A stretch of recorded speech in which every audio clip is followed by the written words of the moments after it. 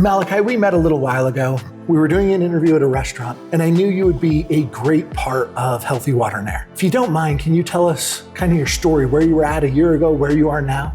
Yeah, well, a year ago, I was not really taking care of myself. I was severely overweight and was in a real dark place in my personal life, and finally got to the point where I wanted to make a change and do something different. Got tired of the person I saw every time I looked in the mirror, and I finally took the initiative to do something. And so what was it that you decided to do? Before I knew what I was getting myself into, I signed up for a Spartan race. The race I signed up in particular was a 21K up Snow Basin here in Utah. And along the way, there was about 30 obstacles we had to negotiate. And about a mile or two into that, I was asking myself, what the heck am I doing here? How am I going to do this? I understand that. I've done some obstacle course races, and yeah, you get to some of those things and you're like, what are you doing? So what convinced you to keep pushing through and finish the race? I knew that'd be very beneficial for me. Honestly, there was a time at like mile 6, about halfway through the race, I wanted to quit. I wanted to give up. I was telling myself I weighed 250 pounds and I can't finish this race. Then a little bit later, one guy passed me with one leg, and I told myself if he could do it, I could do it. Then a few hours later, I crossed the finish line and was totally blown away that I did that. So did you ever have the chance to go up and talk to that guy with one leg? I have seen him on another race that was later on, and I told him like the inspiration he gave me on course. And oh, that's wonderful. So you did get the chance to tell him. Yep. Because sometimes we don't always know the impact we're making on other people's lives. So like right now, after you ran that race, did you ever want to do it again? Immediately after crossing the finish line, I was like, I'm never doing this again. Then maybe a couple of days later, I was like, you know, that wasn't too bad. I want to give it another shot. And I looked up when the next race was, and it was in Hawaii. Little different than Snow Basin. Yeah. So how many weeks away was that? It was probably a month later. Okay, so you had another month to train. How did that race go for you? Different climate, different area. The humidity, the heat was way tougher. And being a bigger guy still, it was very, very difficult. But you finished it. Yeah. So after you finished it, how did you feel? I felt a lot better and a lot more confident than I did after the first race. So that made me want to do another one. So is it fair to say you became addicted at that point? Extremely. Since then, I ran 66 races. So you've run 66 Spartan races. That's over 1,000 obstacles, isn't it? It's about 1,300. 1,300 different obstacles that you had to go through and do. So how has your life changed as you've been doing these races and getting over these obstacles? Well, the obvious changes, physical health. I can move a lot better. I'm 70 pounds lighter. But the bigger thing is the mental side. I know that I have the strength to get through anything, any obstacle that life throws at me, both theoretical, physical, mental, emotional. So whenever I encounter something hard or a roadblock, I know it's temporary and I can get over it or through it. I love that. That is wonderful. So you would say that physical health was affecting your mental health as well? Oh, absolutely. I know that's true for me, but how did that occur for you? Because like when I got in my car accident, it was a nightmare trying to, I lost my strength, not being able to do things. How was it affecting your mental health? Well, honestly, like I lost all drive, motivation to do anything. So I would lay in bed and not want to do anything. I had no drive and no desire.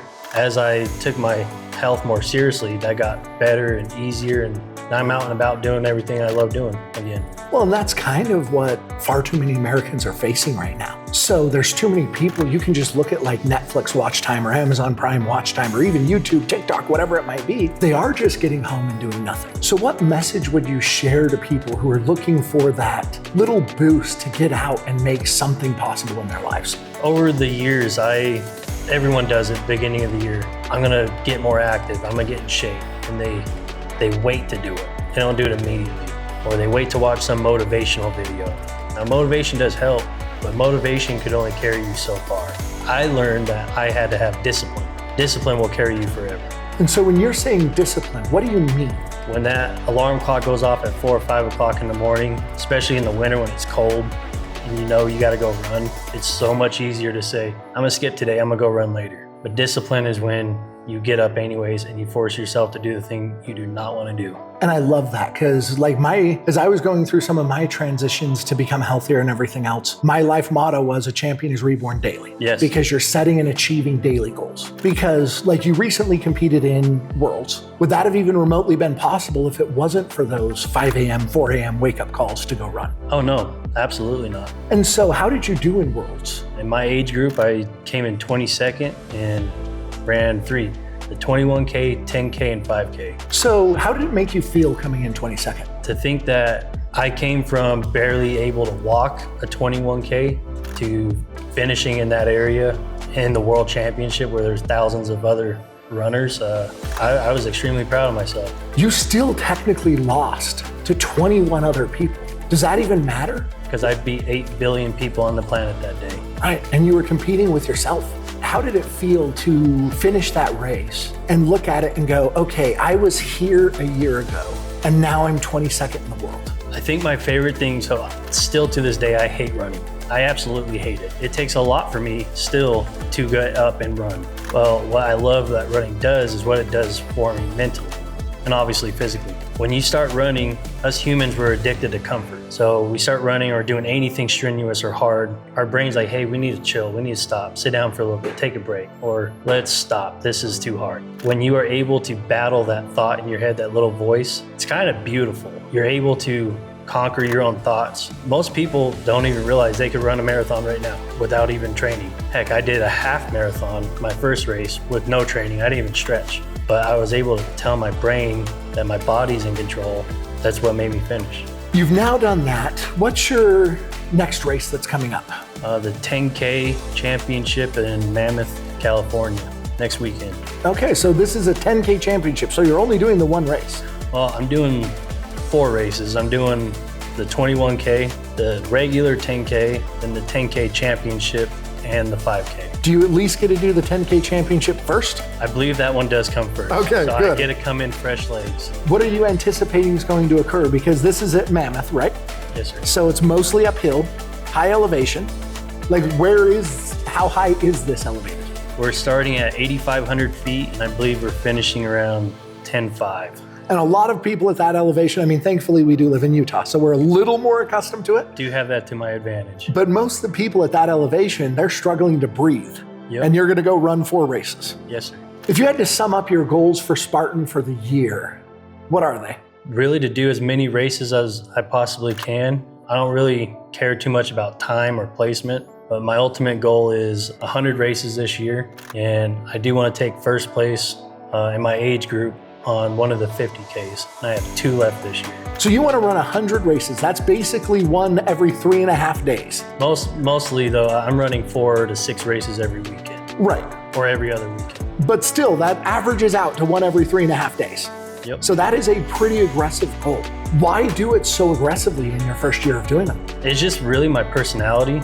I feel like if I'm gonna do something, I have to go completely all in and then some. I'm kind of an overachiever. Well, and let's face it, that's part of why I wanted you to be on the team and everything. Because I'm the same way. That overachieving mentality tends to drive people to greatness. And if people want to be successful at something or want to do something, why not do it well? That, and I found that if you cut a little corner somewhere, you're gonna cut big corners in other aspects. So you're doing all of these Spartans, you've gotten yourself healthy, you're living your best life now, particularly compared to where you were a year ago, where you weren't even happy with what you were seeing in the mirror. How does working in HVAC enable you to help people get healthier and enjoy some of these same benefits, both physically and mentally? Well, so you hear when you're taking a flight somewhere, flight attendant says, in case of emergency, when the oxygen masks come down, you put yours on first before you help others. I learned that you can't really care about other people or even love other people until you love and care about yourself. And so how are you able to love and care about your customers and their health? I look at them as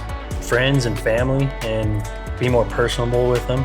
I use like examples of products I used in my old home, like just more from a personal level. And so what are products in HVAC that would actually benefit someone's health? The obvious products are like upgraded filtration, but for me personally, I'm from Central Valley, California. Pretty humid there. I've lived here 18 years, I think, and I'm still not used to the dry winters. Yeah, we're drier than the Sahara Desert. How does it affect you? I had to get a steam humidifier. Absolutely had to. And I noticed a difference when I leave my home. Have you run a race or something in a dry area where you didn't have your humidifier, and by the end of the race weekend, your sinuses and everything were dry and it just felt terrible? Absolutely. My least favorite venue is in Phoenix. Yeah, because Phoenix is ridiculous. Mm-hmm. When my son went down to Phoenix to work at my brother-in-law's painting company, he had the same problem. He realized for the first time in his life he had eczema because we'd had a steam humidifier his entire life. So yeah, I fully understand how terrible that environment can be. If someone was coming to you as a technician for At Your Service Pros and Healthy Water and Air, and they were like, Malachi, help make me healthy, what would your recommendations be? Because obviously they need the discipline. They need that desire to be healthy, to get up and do something. But it doesn't have to be Spartan races, right? Correct. And so like for me, it's strongman powerlifting. Like I like those type of things, even farming right now. If they wanted you to explain and sell them something that was going to truly benefit their life, what could you look at them as a friend, 100% sincerity, and say, this is what you should do? I would start off by asking them what issues they have. Is it more on humidity? Is it air quality? They have asthma, stuff like that. That way I could really dial in what they actually need. Well, and that is important because, a company will do a sales promotion or something to try to sell a product, and guys will just offer it because. Mm-hmm. But it does matter to actually tailor these solutions to each individual person, because each customer is going to be a little bit different, and one thing may benefit them more than the other. Exactly. I ran a call yesterday. Their humidity in their home was pretty low. I asked them if they had any issues with their humidity, if it caused them any problems or issues, and they were born and raised here. They're used to it. So something that I need isn't something necessarily everyone else needs. Like we've already talked about, sometimes, particularly for guys, but obviously this message is going to go out to men, women, children, everyone out there. If someone feels like life's kind of beating them down, if they feel like they're not where they want to be on their health journey, whatever it might be, what advice would you give them? So the biggest piece of advice I could give anyone is what I heard on my first Spartan. The announcer giving the whole hype talk in the beginning of the race, he said something I'll never forget. Whatever obstacle falls in the way becomes a way. And I apply that to everything. Honestly, it doesn't have to be Spartan or strongman, as long as you're getting out and doing something, even walking 5-10 minutes a day. Yeah, 15-minute walk in the morning can be life-altering. Oh, absolutely. So when he's saying an obstacle that gets in the way becomes the way, what does that mean to you? There is a way through or over that obstacle. You just have to find it. And that applies to literally everything in life. Absolutely. Because, the challenges of raising a kid, to being married, to dating, to whatever it might be, you're going to have obstacles in this life. And no one's going to just come over and move them out of your way. Nope. You got to figure out how to get over. And so how many obstacles have you gotten over in Spartans? I'm somewhere around 1,400. And how many have you gotten over in life, Malachi? I couldn't even tell you. It's a daily battle. But I love that as you're approaching this daily battle, you're looking at it as any obstacle that's in the way is the way. Exactly.